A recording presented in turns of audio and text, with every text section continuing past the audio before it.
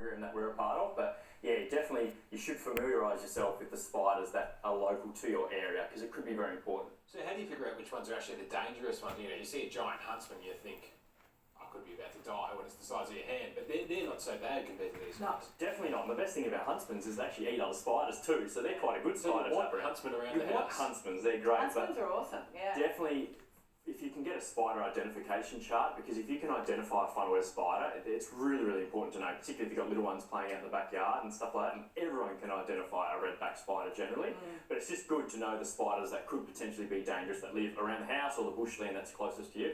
You right there, Zach? Yeah. He's been a little bit cheeky, but not too bad. He is a bit cheeky, isn't he? Yeah, because I remember with huntsmen growing up that Dad used to, it was fun in the bathroom. Dad would just get me with his bare hand and just put them back outside again. So we were never scared of them. But if you do get bitten by if you do get bitten by a spider, what should you do? I mean, do you call 000 straight away? If you suspect you've been bitten by a funnel-web or a redback, definitely. The best thing for funnel-webs in terms of treatment, which we're going to go through very soon, is the same as our first aid for snake bite. Redback is a little bit different. It's cold compression on the bite site, but there's plenty of information online that you can read about it, so definitely you should all know it. Particularly if you're from Australia, we've got some potentially quite dangerous animals, so always know the first aid treatments. But for spiders, it's usually pretty easy if you remember the snake bite treatment. And what about snakes if you see any of these guys out in the wild? I mean, do we just assume that all of them are very dangerous and work backwards from there? Yeah, definitely. Like we've got 103 front fang venomous snakes, and about 10 to 15% of those are potentially dangerous to humans. So if you see a snake, you should assume that it's always venomous. Treat it with respect.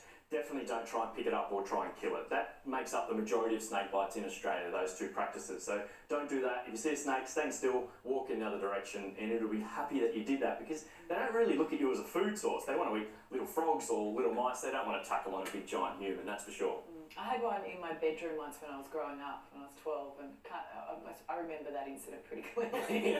But how do you keep them from getting into the house? Yeah, I actually had to go to a lady's house the other day to take a snake out of her bathroom. So I was hanging around the shower, knocking off all the shampoo bottles. She left the window open, so a snake came in. And honestly, they might come inside for a couple of different reasons. They might be looking for food or just a place to hide and be safe. So even little tips like always keep your gardens nice and short. Keep the leaf litter removed from your gardens. Don't have tin or wood lying around. Anywhere a snake can feel safe and hide away. And the best thing, if you do see a snake, if it's in your house, try and isolate it to that room and then call like a snake catcher. There's seems like 1 million snake catchers around the country these days. So get someone out that's a professional and have them remove the snake for you rather than try and do it yourself. So what if you do unfortunately get a bite from these guys? Because I've heard there was the old suck the venom out. Is that a thing? No, definitely. Well, if Zach got bitten, there's no way I'm sucking the venom. No chance. That's knowing you, Zach. I like him, but not that much. So there is a lot of misconceptions about snake bite treatment, and the best thing to remember is immobilisation of the limb that's been bitten. Most people are bitten on their hand, wrist, ankle, foot. So keep the limb nice and still, and then you want to apply a pressure bandage, and then obviously seek immediate medical attention. So you can quickly demonstrate that now. Let's do that. So usually you take all your jewellery off because you will get some localised swelling. Oh, well, it's only eBay.com.au. Couldn't get the I can't get the wedding ring on. I've been trying. I have not, honey, by the way. Say you've been bitten on the wrist, you would wrap the bite site 1, 2, 3 times, then make your way down to the end of the limb, leave your digits exposed, and then make your way back up again. When you're applying the bandage, you would leave your shirt on, but just use the same amount of pressure that you would use on a sprained wrist or ankle. Go all the way back up again. We won't go all the way back up, but right up to the shoulder there. And then obviously, the most important thing is seek immediate medical attention. What you want to reduce is your muscle movement as much as possible. So put in a splint, get to hospital. About 100 people are treated for serious snake bite every year in Australia. We have a very low account of snake bite deaths. So say it's on the ankle, which is, I think if you're walking through scrubland and all that, that'd be quite likely. And we should point out too, it doesn't always look like sort of fang marks, does it? Yeah. Sometimes you might not even know because some of our snake fangs are quite small. So if you start feeling those symptoms, obviously you've got to treat quickly and seriously. But you do this with the arm, with the leg, if it's on your ankle, how far up would you bandage? As far as the bandage will go up the leg. So you want to reduce that muscle movement and that transfer of the venom through your system. So get the bandage right up. If you have a second bandage, wrap that around as well. If you don't have a bandage on you, then be creative.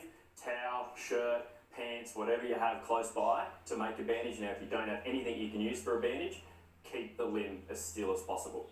And now what would happen if we put these two snakes in there together? Probably nothing. Probably this thing here is like a puppy dog, so it would just be like, oh, I've got a mate. Not sure about the tiger snake though. I don't feel he's very happy. You know, let's find out. No animals were made in the making of this segment. Two Okay, snakes, remember two that. spiders in there, and survival of the Right. fittest. But really, really helpful tips there coming into summer, and well done, Zach, with your car there. Good job, mate. He's being a bit naughty. And I should say too that if families come up to Australian Reptile Park over Christmas during the school holidays, because you guys do a brilliant job and it's a great day out for the family, isn't it? Yeah, lots to see. You can catch Zach working with some snakes. We've got dinosaurs walking around the park, and it is a lot of fun, not just for kids, but grown-up kids as well. So make sure you come and visit us over the Christmas period. Love it, good stuff. Good All stuff. right, Thanks, guys. come on in, Alex. You'll be right. You're brave enough.